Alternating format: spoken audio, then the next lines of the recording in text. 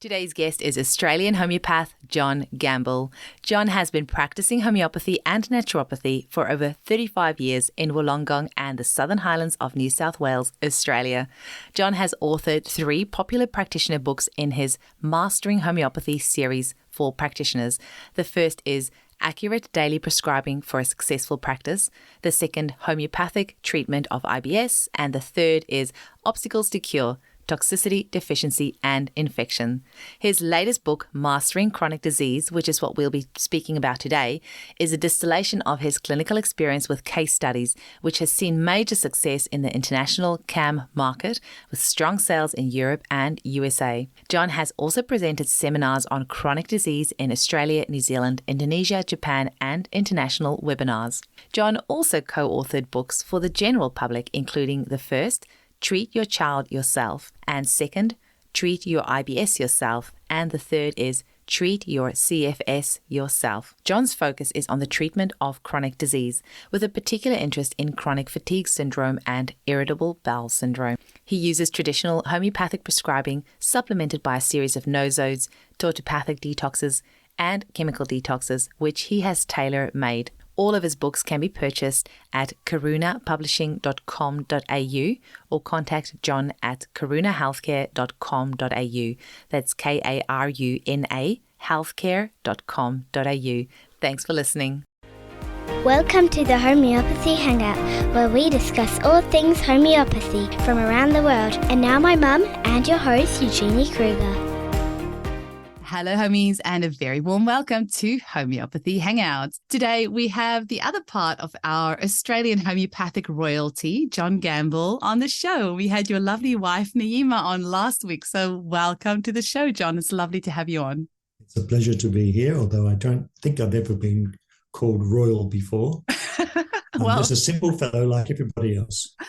Well, you're a simple fellow with a magnificent brain, because I have just finished reading. Well, I'm reading it for the second time now, your chronic disease book, which I want to jump into. But firstly, I want to hear your story of how you were first introduced to homeopathy, because I know you had a few other interesting twists and turns before you got onto homeopathy. So share with our listeners what your journey's been like.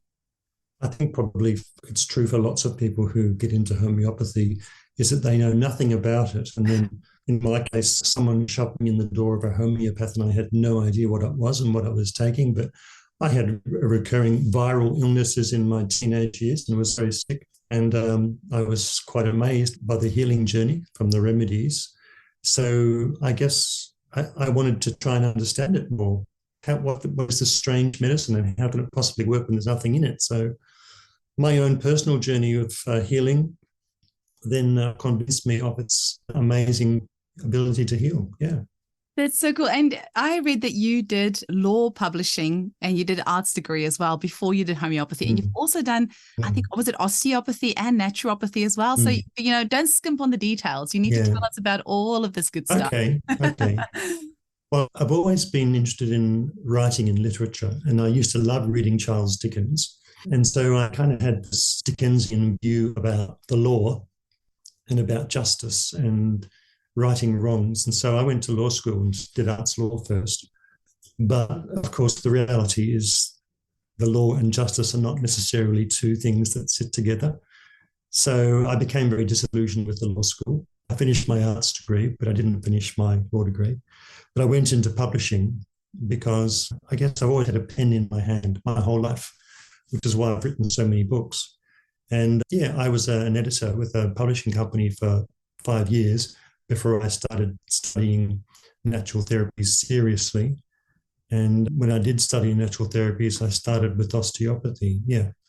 Incredible. Did you continue using the osteopathy? Because I do know that homeopathy and osteopathy can actually work together quite well. I know Jill Turlin talked about how you can use megapotencies and actually palpate the changes in the spine. I mean, that's, if I was going to do any other therapies, I think osteopathy would be the one that I'd be really interested in.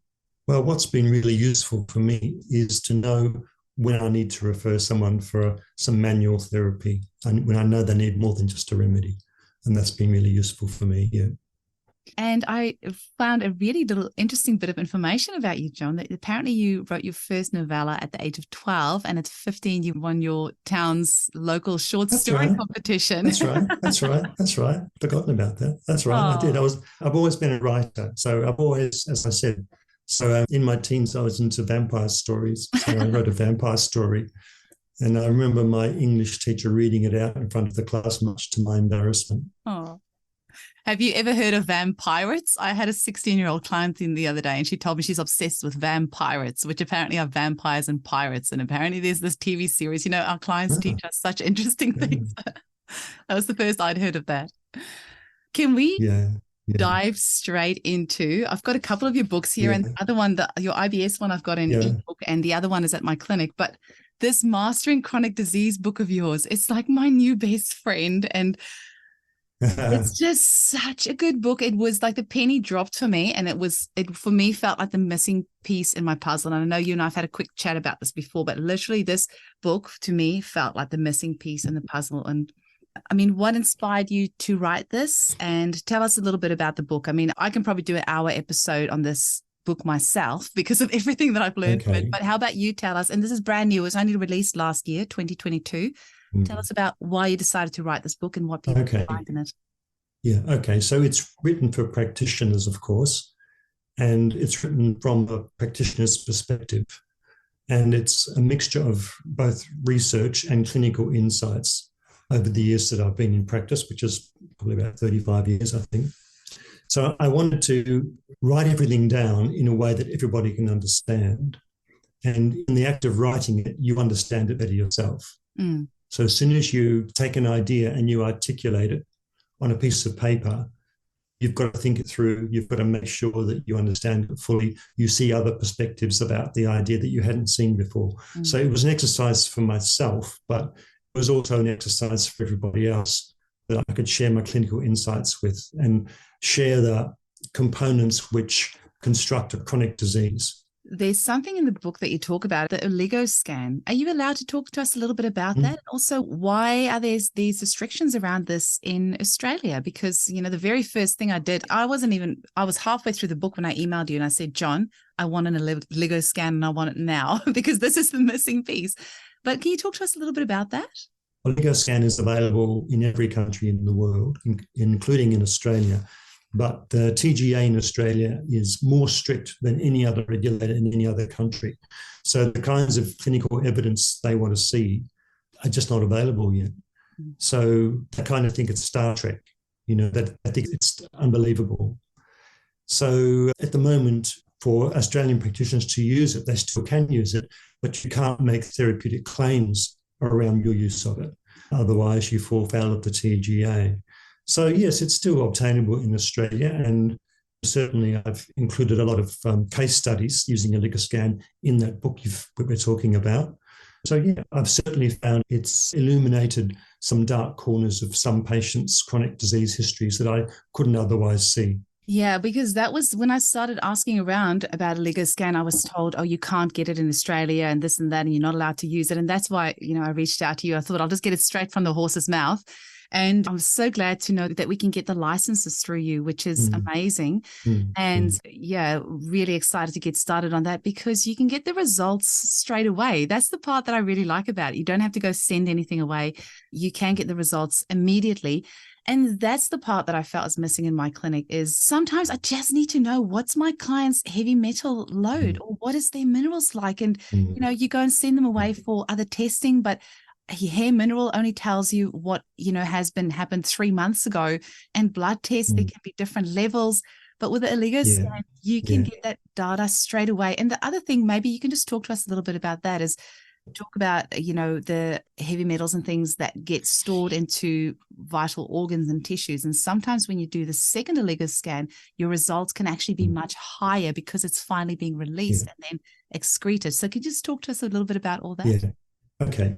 Firstly, about any pathology test, it's the reference ranges of the pathology test that make meaning for the test, right? So who decides what the reference ranges are? Sometimes it's medical considerations, sometimes it's political considerations, sometimes it's corporate considerations, like with cholesterol levels in your blood, they're always coming down over time, which means more and more people suddenly have high cholesterol. So with Oligoscan, to use it effectively, you have to know what it is you're looking at. It's not a blood test. So looking at a blood test, you're looking at what is in the venous blood system, and that's the body's principal transportation system, right? What is being transported around the body for the benefit of the organs. But it's not the arrival depot. It's just the transit lounge, if I can put it that way. So your blood tests are the transit lounge. Your Oligoscan is the arrival depot. What actually arrives into the intracellular space? The tissues, the tiny little blood corpuscles. What actually arrives from the venous blood into that space? And that's where you're looking at the Oligoscan. So you might have plenty of I think you said vitamin D showing in your venous blood. But if your vitamin D receptors are not working, or if you have too much fluoride in your body, that's going to block your vitamin D, and that's not going to show in your venous blood.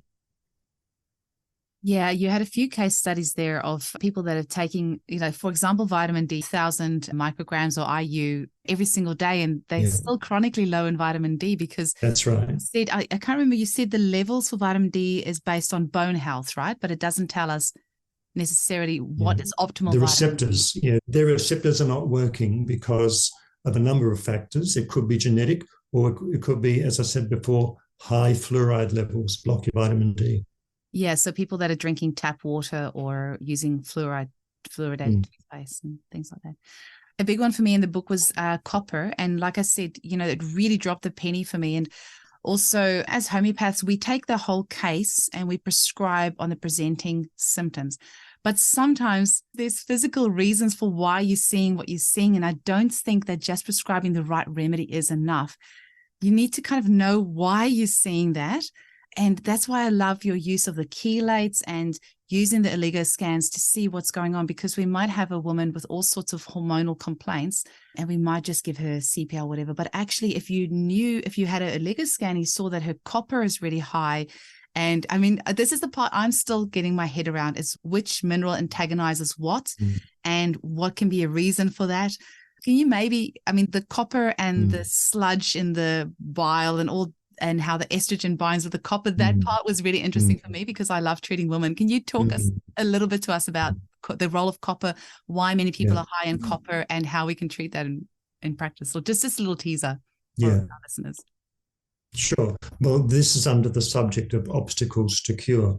And what happens is you spend so many years learning your homeopathic theory, and then you get out there in practice and you spend a good deal of time repertorizing your case and choosing the most accurate remedy you can possibly do, and you give the remedy and it fails.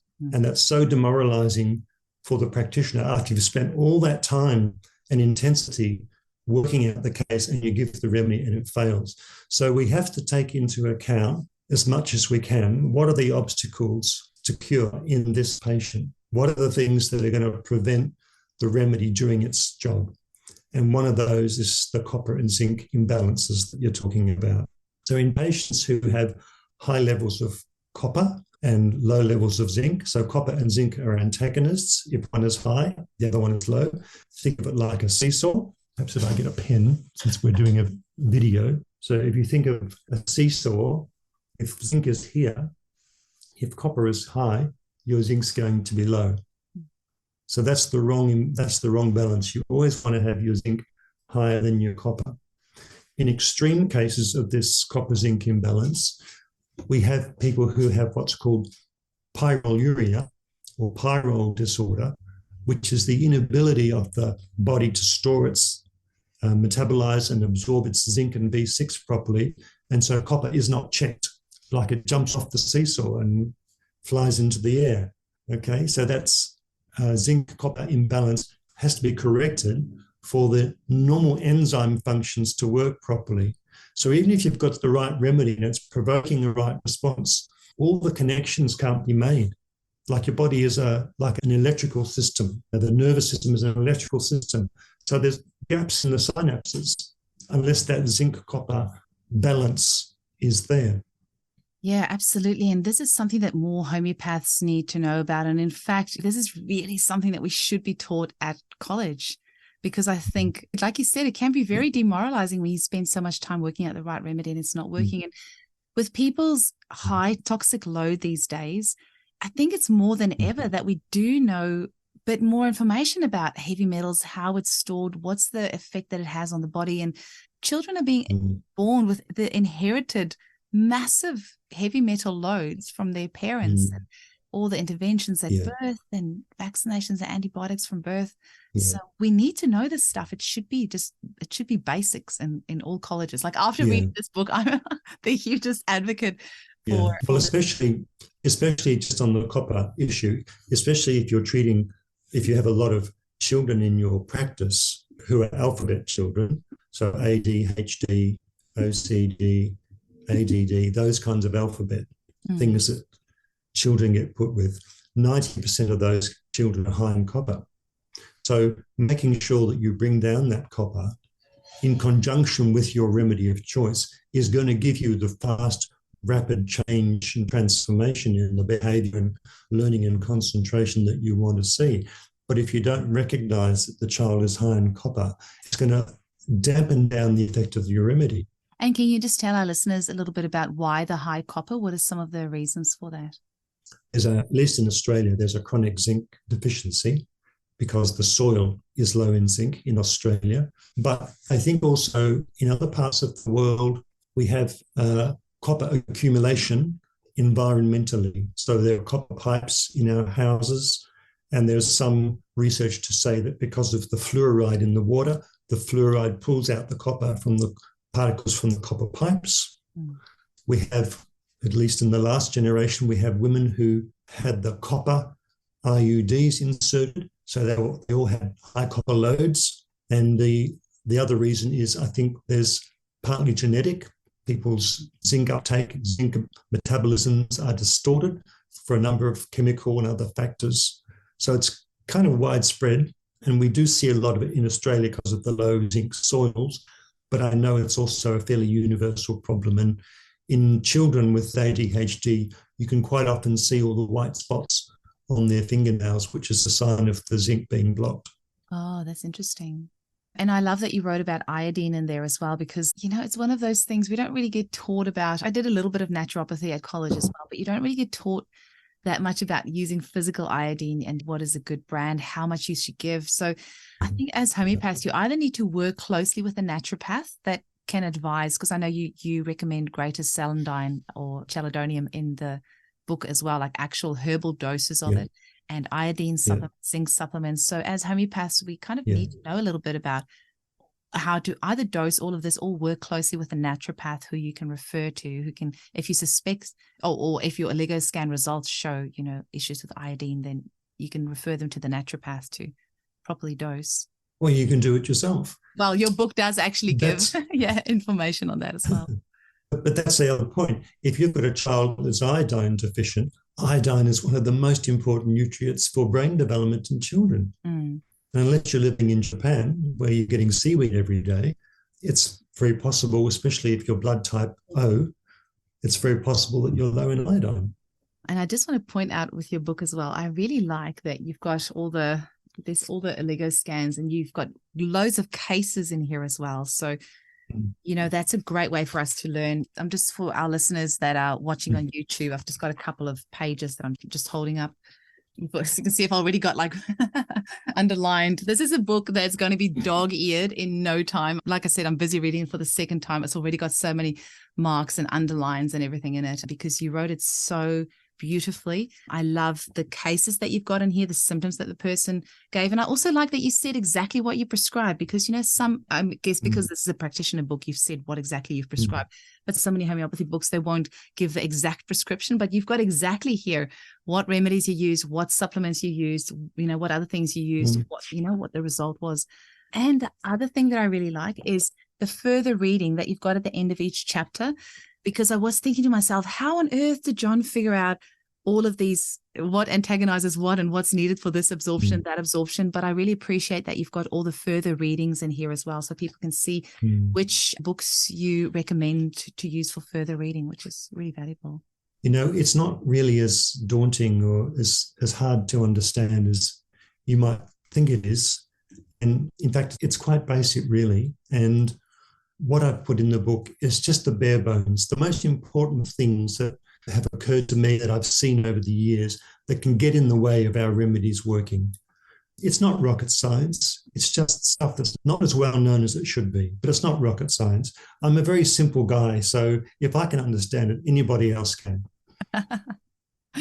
Well, it does help if you've got 35 years experience behind you. But I have to say, like I said, I read it and the penny dropped, and I'm a pretty simple girl, but even I could understand it. But now I'm really excited about putting it in practice and getting my Oligoscan so I can actually start playing around with it.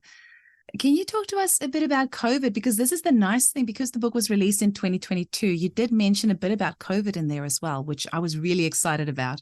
Just talk to us a bit about what you've seen, and especially about long COVID and Yeah.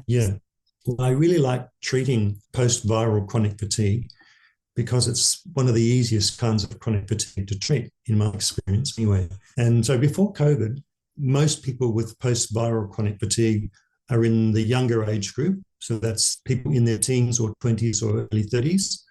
And they've never been well since having had a major virus, most often glandular fever or infectious mononucleosis. So what I did was I developed a quadruple nosode called antiviral (JG), which is available in 4 potencies, 3200, 1M and 10M. And 90% of those people only need that nosode, and it completely clears the virus. Never well since glandular fever. So I was very familiar with this kind of practice when COVID came along. So when COVID came along, we had people who got fatigue after COVID. What I found was the same quadruple nosode, the antiviral JG, was more effective than giving the actual COVID-19 nosodes, more effective. So whatever resonance is created by the merging of those 4 viral nosodes in the antiviral JG suits treating COVID, which is basically just coronavirus, basically at the end of the day, better than the actual specific COVID-19 nosodes. So then most of the patients who had post-COVID chronic fatigue for more than 3 months, I would give the same remedy, and most got better. So it's the ones who didn't get better were the exception. And those are the ones who went on to develop what's called long COVID. So what I found with long COVID was the people who didn't get better on the antiviral JG, they already had a latent disease with them before COVID came. But that latency of the disease was in some cases so subtle, it was almost unnoticed by them. But when I went through the symptoms and the history, they said, oh yes, actually I did have a little bit of this now and then. So there's signs of a latency, of a latent disease presenting. So what has happened is COVID has been, and I should say, having real COVID or the COVID vaccines, both have had a similar effect, have been the activators, the instigators, or turn the switch on for something that was already latent. So we're not actually treating the virus itself, we're treating the latent, subtle, hidden illness that was already there. I'll be speaking about this at the national conference in Brisbane in November. So you can't give away I've got some too much. case studies. Oh, I can. I just said. Well, that's what I'll be speaking about. But I'll be speaking about, I've got case studies to demonstrate what I'm talking about. I told Naima when I was speaking to her, I can't wait to give you and her both a huge big cuddle, because I just have so much admiration for the both of you, and I can't wait to hear you speak, and Naima as well.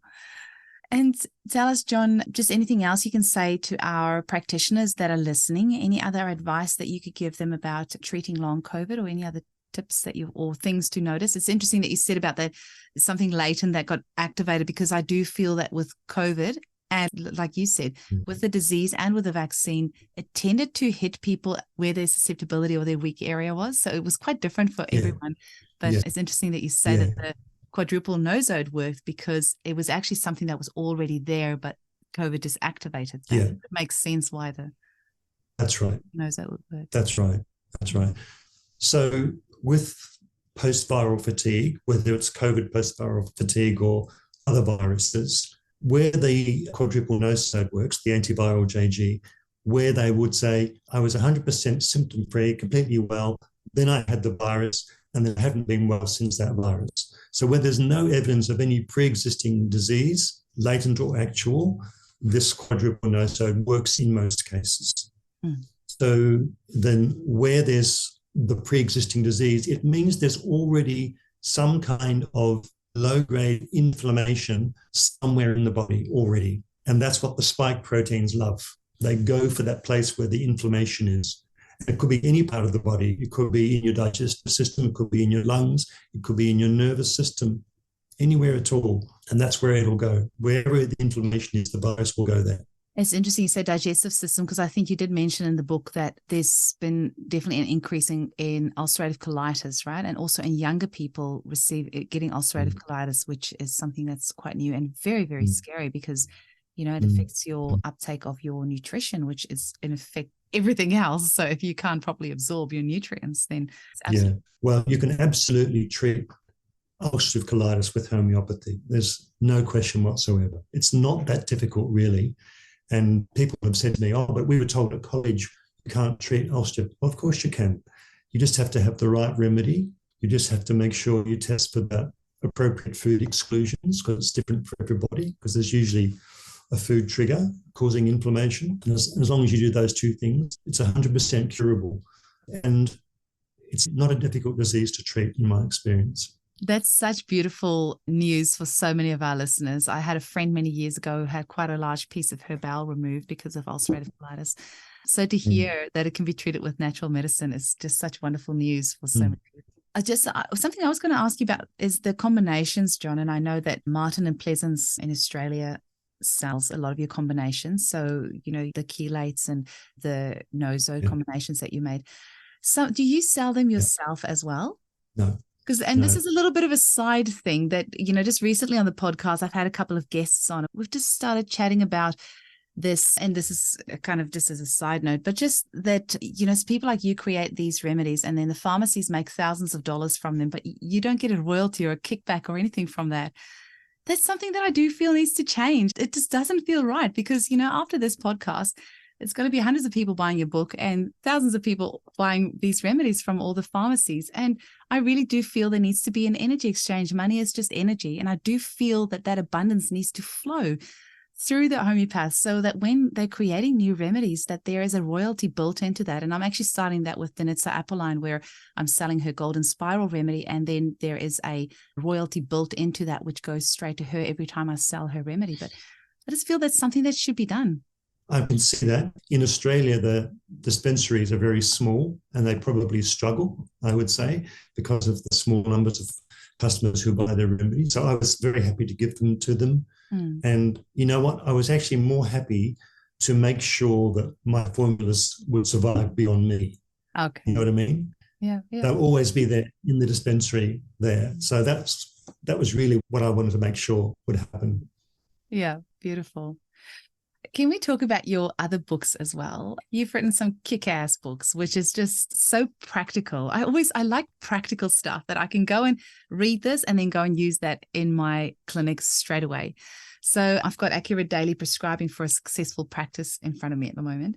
Maybe tell us a little bit about that book, your journey to writing it and what people learn in the book. Okay, so to my way of thinking, homeopathy is difficult enough, is vast enough, and there are all these invisible obstacles to cure also getting in your way. We've just talked about some of them. Let's make it easy. Let's make it as easy as possible to use. And if there's a formula that's going to work for most people most of the time, sign me up. I want some. Right? Me too. So that's my thinking in writing these books, right? And of course, people who are classical prescribers criticize the books because I think one person once called it, oh, that's the Kentucky Fried Chicken version of homeopathy. Sounds like that's fair enough. To me. That's fair enough. I don't mind that kind of criticism. Yes, it is. But it's also giving people what's going to work most of the time. And if we as practitioners can build our success and confidence in acute prescribing especially, our patients are going to bring everything to us because they'll trust us, right? So in that green book are so many of the acute remedies that are going to work. if you've got conjunctivitis with sticky eyelids that stick together in the morning, you don't want to use euphrasia, you want to use arginate. So it's got to be really clear which remedy you choose, because if you can't treat your acutes, you're going to lose patients, right? So that's what that green book is all about. It's giving people confidence to choose the most specific remedy in an acute situation. That's really great. And obviously, written by somebody who has got decades of experience. So that always helps as well. Yeah. And talk to us about the obstacles to cure toxicity, deficiency, and infection. That's another good one. That one's the one that's in my clinic at the moment, but I really enjoy that one too. Just talk to us a little bit about what that is and what people can expect from that. That's a little bit like the Mastering Chronic Disease, but that was my evolution 13 years ago when I wrote it 13 years ago. Okay, so it has some of the elements that are in Mastering Chronic Disease, but it goes into more the detoxification methods of heavy metals, and it describes the homeopathic heavy metal chelates that I formulated. It also describes the homeopathic chemical detoxes. So there's one for people who have been exposed to pesticides and herbicides. There's one for people who have been exposed to hydrocarbon chemicals and industrial chemicals. And there's a third one for people who have got a widespread xenoestrogen exposure with the consequent proliferation of abdominal fat and hypertrophy that comes with having xenoestrogen exposure. So there's all those things are described in minute detail in that book. So that book is specifically for homeopaths, right? Obstacles to Cure of 2010 is written for homeopaths and is specific and details all the ingredients and what's in all those detoxes, whereas Mastering Chronic Disease is written for a broad spectrum of healthcare providers who use complementary medicine. Even though I use mostly homeopathy in those case studies, I'm also talking about the other things like the iodine and the vitamin D and the zinc and the copper, all those things as well, which have to be supplemented in some cases. Mm. And then you have another little book, which I've got on ebook, Homeopathic Treatment of IBS. So why IBS? Why did you write it specifically just on that condition? I don't know why so many people came to see me with their gut diseases. It was strange. Maybe I just got good at treating that very early in the piece. And so I saw a lot of cases of gut disease, and I saw the changes in those cases over the years of practice. And then I suppose because I got really good at treating IBS, that's why I'm moving into treating inflammatory bowel disease, so ulcerative colitis. It wasn't such a big step for me at the time. I found it useful to break up IBS into its specific disease manifestations, because of course IBS is more than one thing. It's many things, all with the same name. So if you know what you're treating, which type of IBS you're treating, it makes the treatment method very simple. So it's the same basic idea that I had with the Green Book. I wanted to make IBS simple to treat, simple to see what it is, and offer that to people just to, what I'd found for myself. And that's, if your bowels are all over the place, it can really disturb your life, and it can be so embarrassing for so many people and so debilitating.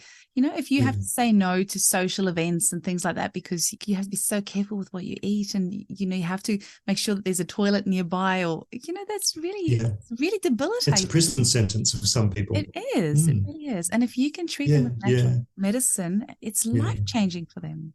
Yeah. We found that also IBS is not just a gut disease. It also affects your mood. It affects your brain clarity, your cognition. So it's more than just a single organ disease. It's a systemic disease. Absolutely. Absolutely. I mentioned this to Naima as well earlier, but I think we're just really scratching the surface of how important our gut health is. And these days there's an explosion of articles and research on our gut health. It's the reason we say about, I have a gut feeling, or, we know intuitively actually that our gut has such an important role in our overall well-being. That's right. We're seeing the gradual denuding of the human gut flora from each generation to the next, because parents have reduced gut flora, and then their children have even more reduced gut flora. And that's so because of all the antibiotics in our food. It's because of the chlorine in our drinking water, which kills bacteria in our small intestines. the crappy food we eat with too much starch and too much sugar. So all the people with SIBO, small intestinal bacterial overgrowth, have all the wrong bacteria because of all the sugar and starch. So it's a gradual deterioration of the human gut flora over time. And with people don't eat fermented food, once upon a time everybody ate sauerkraut and they had to preserve their food for the long winter, European winter. Now we have refrigeration. You don't need fermented food anymore. Well, something that scared the living daylights out of me is I watched a doctor recently, and she said that she took the bowel flora samples of hundreds of medical practitioners, because she's a medical practitioner herself. So when they brought in the vaccines, she got all these medical practitioners to give her a stool sample before and after their COVID vaccine. And she literally saw the bifidobacteria go from millions to zero in like a couple of weeks after the vaccination. Yeah. And that scares the living daylights out of me, because, we're transferring our bowel flora through our children when we're giving birth. And so we're putting them on such a back foot when they're starting out life. And there's more information coming to light now that actually it is really quite hard to recolonize your gut. So if you've had lots of antibiotics and that's been destroyed, you can to some extent rebuild that, but it's actually quite hard to maintain those colonies there. And bifidobacteria, is a really huge one in children especially. And so all these children that have had the COVID vaccination as well. And I'm terrified for what their future looks like for their immunity and their health and their mental health, because if your gut flora is destroyed and 80 to 90% of your serotonin is made in your gut, what's their mental health going to look like down the track, and their immunity? We encourage our families to make their own kefir yogurt, because that gives you the widest abundance of beneficial gut flora and probably the strongest because it's freshly made.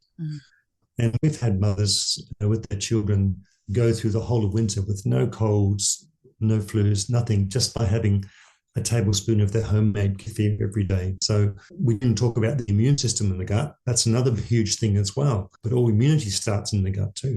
Absolutely. So, Jon, it's quite handy that you have your own publishing company. And so people can purchase all your books at karunahealthcare.com.au. Can you just run us through for our international listeners? Because we actually our biggest listenership is in America. So where can people purchase the books in America and in Europe? They can go to karunapublishing.com.au. Now, I'll just tell you, there's also an American company called karunapublishing.com. That's not us. Okay. If you go there, that's not us. Okay. We're .com.au. We have an international distributorship, so people in the United States can still go to karunapublishing.com.au and order a book there, and it'll be sent to them locally from a local printer in America. Oh, that's handy. You should make a deal with Karuna Publishing in America. Get them to sell. Maybe we should. Maybe we should. And in Europe, it's the same. Is there a way that they can get your books?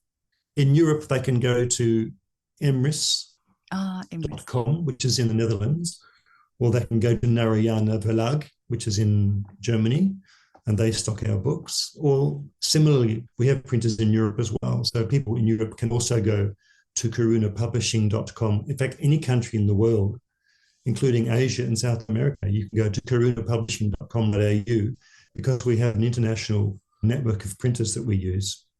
We just print locally. That's very cool. Very cool. And I'll just spell out Emrys, EMRYSS for our listeners, and Narayana Verlag, NARAYANA-VERLAG. But we'll have that in the show notes as well. Yeah. Jon, if you sit back and you think of this 35 years of experience that you've had and this journey that you've had and all the thousands of people that you've treated, all the places around the world that you've lectured, all the books that you've written, what message can you give for homeopaths like myself? I've got 10 years under the belt now, but, for homeopaths that are maybe just starting out or that haven't got quite that experience under their belt, is there anything you would have done differently? Is there any advice that you can give us? Like, what can you tell us about how we can have a 35-year successful career like you? Well, what I want to say is getting that confidence in using your remedies is just so important. So I hope that I've made that easier for you in the writing of the books that I've written. That was my intention. So it's certainly an honor and an immense pleasure to work in the area of homeopathy. It is the most amazing medicine, this, to my way of thinking. And there's nothing like seeing the absolute transformations that take place in people's lives when you get the appropriate treatment for them with homeopathy. And it's deep transformation, not just surface transformation. So absolutely find your area of specialty, if you like, or just your area of interest. That's what we've done in our practice. For me, it was IBS and then CFS were my big areas of interest. For Naima, whom you spoke to last week, she very much developed competence in acute care, treating children's ear, nose, and throats. And as I said earlier, if we can all be really competent and confident at treating acute conditions, that gives us the confidence to go and treat chronic disease. It also gives confidence to our patients, because a mother will then ask you to treat, Freddie's IBS if you've successfully treated Freddie's ear infection, right? So the acute treatment is so essential, and that gets your patients in the door and gives you and your patients the confidence in the remedies. That's beautiful. I love that. And on a personal level, I'm super excited to be working with you for my husband, who's had all sorts of things that have gone on all these years. I always, we choose each other in this lifetime, and I've had pretty robust health and my husband not so much. And so he's been to so many practitioners. And when I read your book, I was like, right, that's it. You are the one that he needs to work with. But I'm so excited to use you as a mentoring alongside his case, because I can't wait to learn from how you approach a case by having this, live, my husband being treated by you and seeing how he's going and learning from your methodologies and how you work and how my husband responds. And so I am super excited about this journey that we're going to walk with you to help my husband. So thank you very much for taking him on as a client. I really appreciate it. My pleasure. Yeah. I suppose the other thing to say is, for people who want to get into treating chronic disease, it really is all in the organon, and I'm not someone who takes the organon to bed and reads it, you know what I mean? It's pretty heavy going. But the first page says it all, really. You have to know what it is you're treating. And that's more than the name of the disease, right? So talking about IBS or chronic fatigue syndrome, for example, that's just a name. But what is it? What is the chronic fatigue, or what is the IBS in this particular patient? You have to be able to see what it is. When you know what it is you're treating, you're more than halfway there. So knowing what you're treating, knowing what the obstacles to cure are, all that is on the first page of the organon. Aphorisms 3, 4, 5. It's all in there. And to the extent that we can all be unprejudiced observers, as Dr. Hahnemann says, because if you bring prejudice into the consultation, you don't see what's really there. Yep, that's it. So it's all there. It's all there. Amazing. Jon, is there any final words that you want to leave our listeners with? I hope we've got them excited about your amazing new book. I think every single practitioner needs to have this. This is something that's going to be living on my desk with all the dog ears and all the marks, and because I can see I'm going to be referring to this quite a lot. Is there any final messages that you want to leave us with? Look, for people who follow my work and want to ask questions, I'm always happy to answer emails. I don't mind mentoring people who are trying to use the remedies that I've made and follow the ways that I've described in the books. So, please put that out there to the people who are listening. If they're practitioners, I'm very happy to answer any questions if they have them. Amazing. Thank you so much for your time. I'll see you in November. Okay. See you then. Thanks for speaking with me today. All the best. Bye. Bye-bye.